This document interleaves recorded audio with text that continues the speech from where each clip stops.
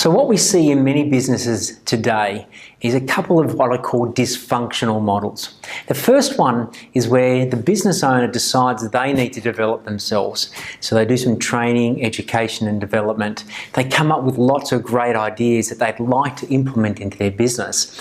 And they go back to their business. But because their team don't have the skills or the abilities to assist in the implementation, this disengagement starts to happen and starts to appear. And I call it the disengagement gap. And so the business owner, excited about the opportunities, goes back, but the team just hear ideas and no action plan. This means that there's a disengagement from the team because it could be, oh, here goes the owner just talking about all these great ideas, but we know nothing gets done. So we'll just nod our head and act as though we're excited, but really at the end of the day, we know that action is rare in this space. So the team are disengaged, the business owner gets stressed, they get frustrated, and there's a lack of results or an inability to produce the results that the business knows that they're truly capable of. So that's the first dysfunctional team model.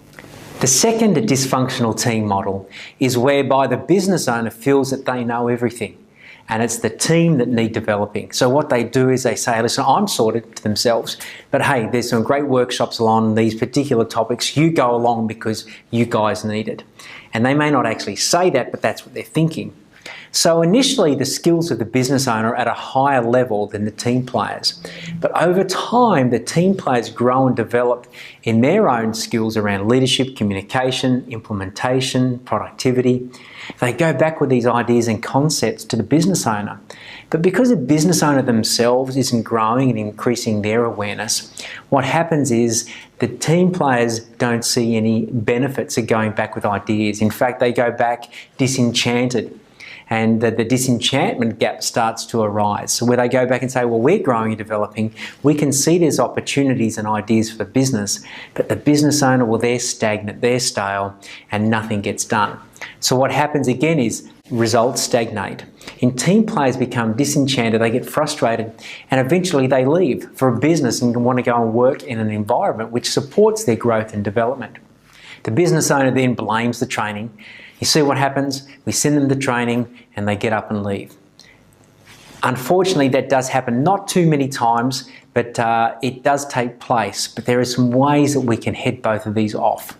And it's about investing not only in yourself as a business owner, but in your team as well.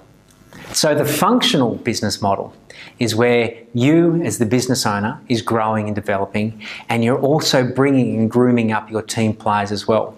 Starting off with your senior team players, growing and developing their leadership skills, how to handle challenges, problems, conflict, become better communicators, better team players as well. And as you're growing and your team are growing, the business grows and succeeds together.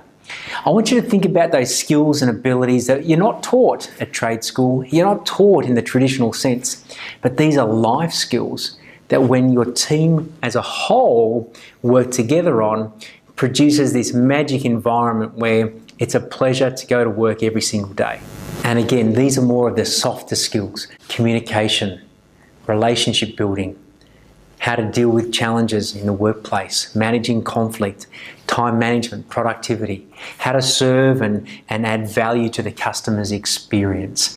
A lot of those things, if you could inject into your team and also have your leaders involved in growing, developing their leadership skills as well, how much easier would that make your life?